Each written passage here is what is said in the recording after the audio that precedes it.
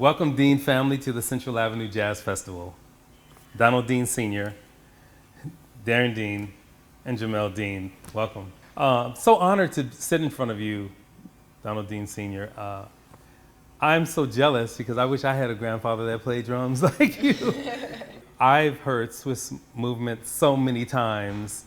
To meet you is such an honor, and welcome to this festival. How does it feel to play this festival with your grandchildren? This is your first time playing with your grandchildren, right? Oh, man. Oh, it's such a pleasure. I love my grandkids. Oh, man. And you have a few of them. You have like a handful of grandchildren, right? I hear you. Oh, about 60. Wow. I'm not kidding. Wow. That's great Congrats. grands and great-great-grands, all of them. That's a blessing, definitely. And some of them are musicians, too. Oh, awesome. Okay. Okay. Well, you have two lovely ones here. Oh, yeah. That are incredible musicians. And Yes, yeah. would you like to introduce them and just say a word? Oh, my beautiful granddaughter, daughter of my oldest son, Darren D. She's so beautiful and so talented. Yes. And my grandson over there, Jamel, oh, I can't say enough about him because he keeps me young. I go over to it and he be playing all these rhythms and different things. Come on, Grandpa, come on, you know. And it's kept me going, you know. Absolutely. Yeah. Oh, that's awesome. So, I don't know. I really imagine that you all play together all the time. Is that the case? Do you get together and perform?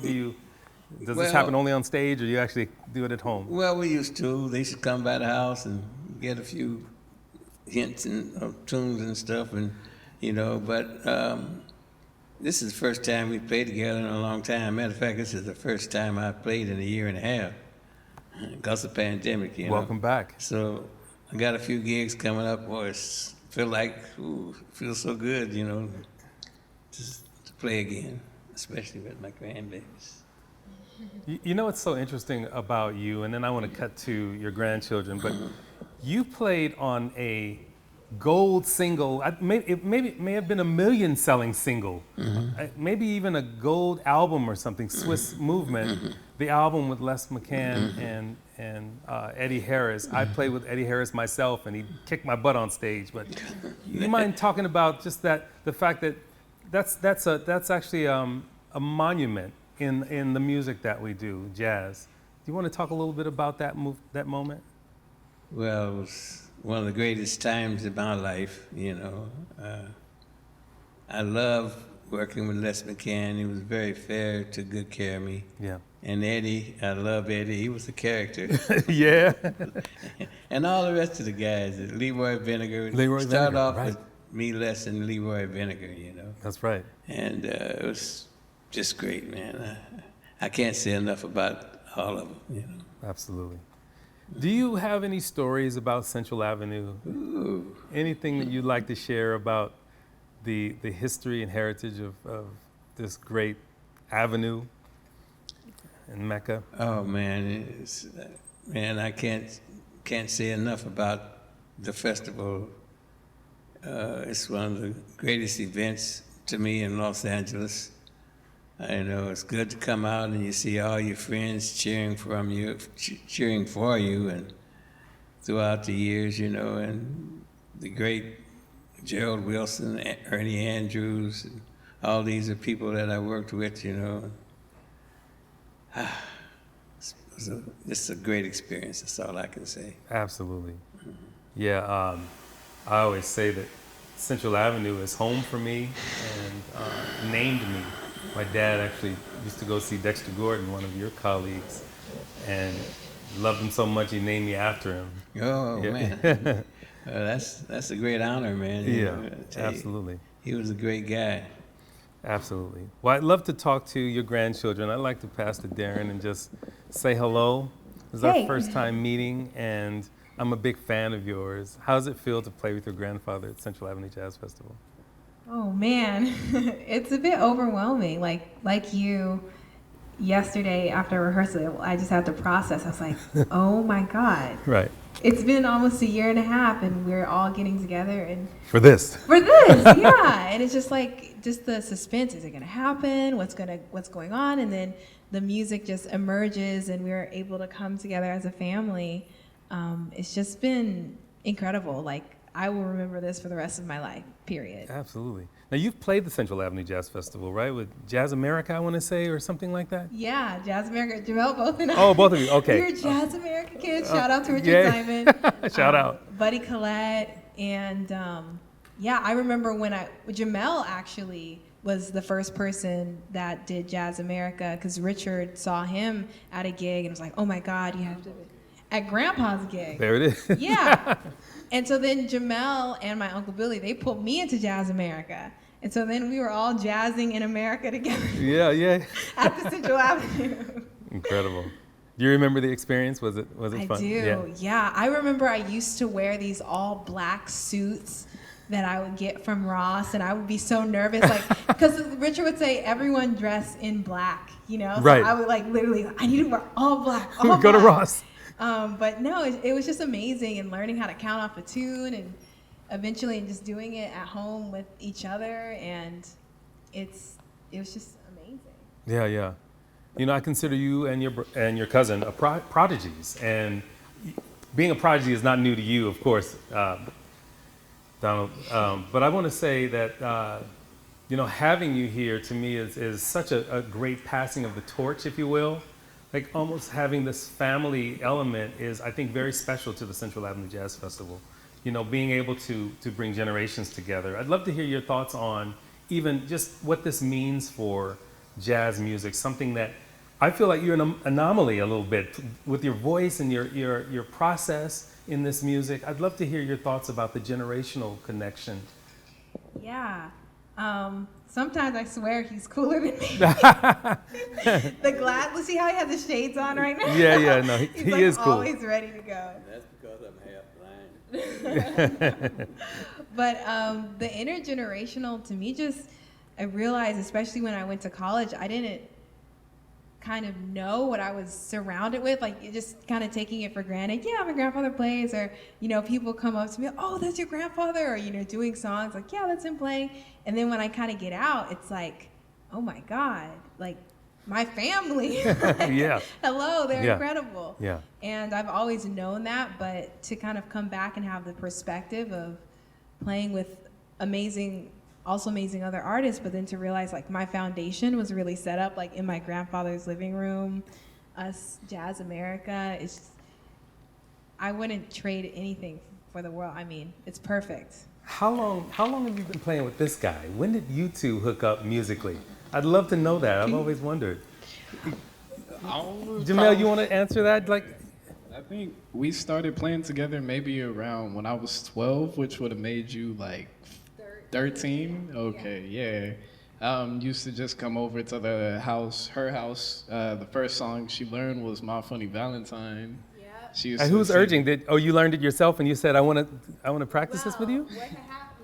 What happened was, so my dad always listened to, like, one of my favorite albums we listened to in the car was Nat King Cole's Hit That Jive Jack, and then I heard Chaka Khan's My Funny Valentine. Yeah. Like, the world stopped. I was like, this is what I want to do. It was Black History Month. I'm like, put me in a Chaka outfit, lay me on top of the piano, literally. Like, I'm a big come fan of on. Chaka too. Yes, it was everything. And then I ended up bombing that performance in the 5th grade. I was like, I'll never sing again. And so then when Jamel started taking up piano, and I would always sing around the house, and it just was like, maybe I should start. And My Funny Valentine was always like in the back of my mind, and Right. singing it. And yeah, we played that song, as Granddad would say, we played the hell out of that song. I was like, I'm done with My Funny Valentine. I could not see that song for a long time, but Oh, no, that's incredible. kind of where it started. Incredible. For sure. Jamel, what do you think about your cousin and your grandfather? I'd love to just hear your thoughts I on love your. them very much. I know you love do. Playing with them is awesome. They're people I could trust with like pretty much anything. So like to have a musical conversation with people you trust is like natural and awesome. Like, Absolutely. That's what you want. I love that. We know each other. We've played together, and there are things I don't know about you and that I want to ask you, and things like, who are your influences? Who are the people that you listen to the piano players that you listen to, or even other players. But I always wanted to know that. Lately, I've been listening to a lot of Keith Jarrett and Randy Weston a lot. Going back, I like Horace Tapscott, Phineas Newborn Jr. Like, there's so many good pianists out there. Herbie, Yeah. you have like literally even organists I like to listen to, like Jimmy Smith. And my grandpa played with him on like Blue Smith, I think it was. Yeah, like, right. Because I think I have it's- that album. Right. Yeah, I love like anybody who really takes up an instrument and spends time to develop their own voice, like whatever instrument that is, honestly. Right, right. And Yeah. you're starting to put out records now. You're Yeah. doing, I mean, I noticed they're coming out and you're doing a lot of great work with your records. Where are you now with your process? What albums are you working on now and how's it going? I have a few projects I'm working on, getting ready to release, and yeah, all of them have different stages that they're in. Some of the music is completely done. Some of the music needs to be like finished, but yeah, it's a couple different things I'm working on right now. That's awesome. So talk to me about the Central Avenue Jazz Festival and Central Avenue Heritage. What does this mean to you? What does it mean to me? Yeah. Like, similar to what my grandfather says, like with his friends coming to support, because you always run into like people you might not have seen for a while, and it's just the community. You really see everybody coming out to celebrate this music and this art form, which Yeah. especially after COVID don't really happen like that. So like Central Ave, the Dunbar Hotel, like all of that is just special. Like, I'm sure it probably is like we doing similar things they used to do in the beginning of the festival. Right, right, Yeah. absolutely. You know, one of the things I really appreciate about you too is that you have your foot in the older music, let's just say the legacy, but you also are pushing music forward by using different modalities, you know, some of the newer art forms, you know. I'd love to know from you, you know, what your thoughts are about even the Central Avenue Jazz Festival and how maybe this is a possibility or an opportunity to engage multi-generations in this music. Yeah, I mean, literally ever since we were 12, we were there, you know? Yeah. And then we would be like seeing musicians who would be way older, like not that my grandfather is old, but like around his age. So all the different musics that we like is just stuff that we love. It's all a part of our heart. So it's coming out no matter It's what natural, age. right. Yeah, it's just Yeah, gonna it's just show. natural. Yeah. You know, because and I wonder the same from you, Darren. I'd love to hear more about, you know, what your thoughts are on engaging youth in this movement. You, to me, are someone, you have a voice that harkens back to our greats. You know, when I hear you, I don't hear 2021 or 2022. I hear back in the day, and it's so heartwarming. I'm a big fan of Betty Carter, you know, and I hear, right, and I hear that in your voice and so many other greats. I'd love to hear how you think this is a possibility or an opportunity for engaging multi-generations in Central Avenue Jazz, Central Avenue, the legacy of Los Angeles. Yeah. Well, I think too, like, jazz was always on the leading edge of everything, you Yeah. know, Miles and Herbie and Fusion and all of the groups, Mary Lou Williams, astrology, just really tying in, and to your point earlier about ancestry as well, taking a bit from the past and putting it into the experience. And one thing I love about jazz too is also it has a relationship with the culture and with the times now.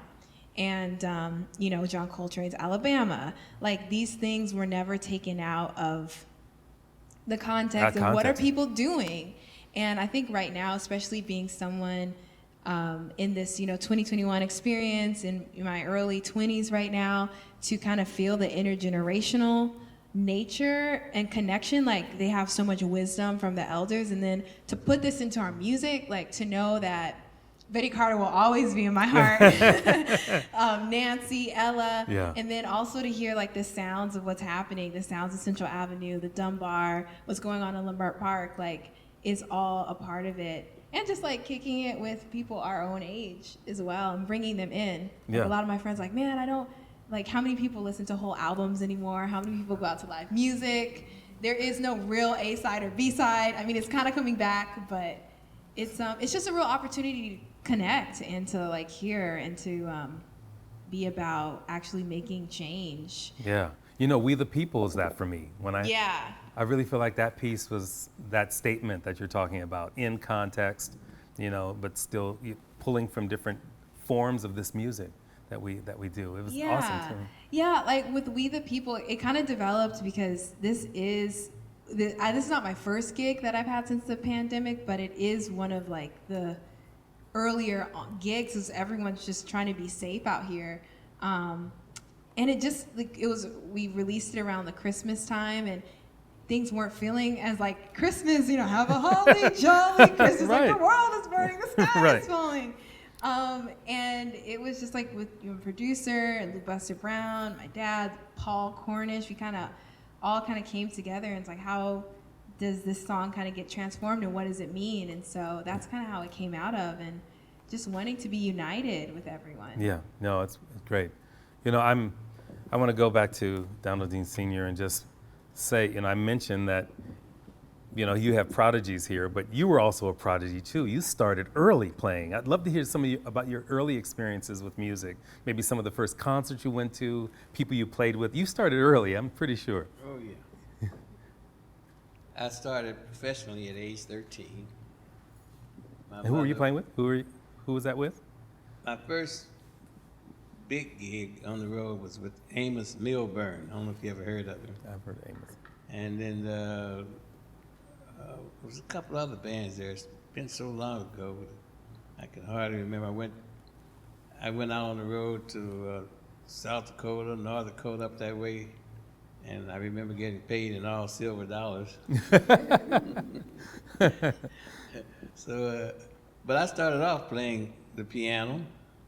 Then I got this, kids teased me, so I stopped playing the piano, and I started playing, I wanted to play saxophone. My mother took me to all these concerts, and Louis Jordan.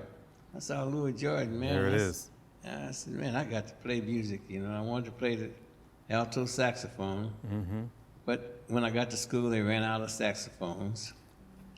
Then there was a girl in the rhythm section over there, because they set me in the rhythm section, and that angered me. I'm telling you, I didn't want no parts of that. She said, well, let me see you do this. So she threw a thunderous roll like Art Blakey roll. She said, now can you do this? And I said, yeah. So I immediately left and got a drum teacher. Right. She kind of taunted you into playing. I said, man, you got to teach me this here. Right. And he did, and so, to show her up, but he encouraged me to continue drums. But because I was playing professionally all around town at an early age, my music teacher would not allow me to play drums in school. So that's why I played the trumpet, the French horn, and all that all through school. Mm-hmm. Now where'd you come from? Kansas City. That's right. Kansas City, Missouri. That's right. Mm-hmm. That's, The home of Bird. that's right. And Jay McShann. And Jay McShann, and right. a whole bunch of others, yeah. And so you came out to Los Angeles. Do you remember the early Central Avenue scene here in Los Angeles? When I come to California, I was Was it going to later? school at the University of Kansas. Okay. And Carmel Jones, he and I were going to school together. I and Nathan Davis.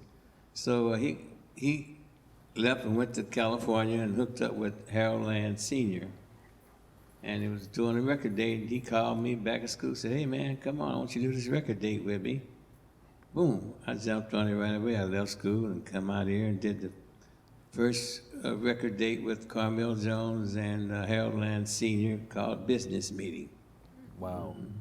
That's how I got out here, and Beautiful. things were so good, I just stayed. called for this and that and started traveling here and there. Dexter for one, Uh-huh. So, music's been good to me. Oh, absolutely. And good for me, We're so happy to have you. We're lucky to have you. Thank you. So tell us about your set this evening. Well, our set was put together by all of us, the three of us. We all suggested tunes. Of course, the old tunes came from me. But, And that's a good thing, too. oh, yeah, well. So, things that I know that they can play good and I enjoy playing, and so we just, like I said, we all got together on it. Okay. And Yeah. what inspired your set? What inspired my set with these not my set, but our set, really. Yeah. What inspired our set was just kind of a little bit of old, a little bit of new, and kind of blending that space together. All of the songs I've heard Jamel over the years like, the songs he likes, we kind of came together, and it's like, okay, how do we kind of put together an experience that really honors and embodies what we love about music, about Central Avenue? So definitely some bangers in there. Yeah, cool. And just really fun, having a fun time. I mean, it's been a year since we've gotten out and been able to play at a festival. So just fun has inspired it for me. Well, we're really happy to have you. Jamel, I don't know if you have any final words, but we'd love to just welcome you again. Love to just welcome you again to the Central Avenue Jazz Festival. How about a big hand for the Dean family?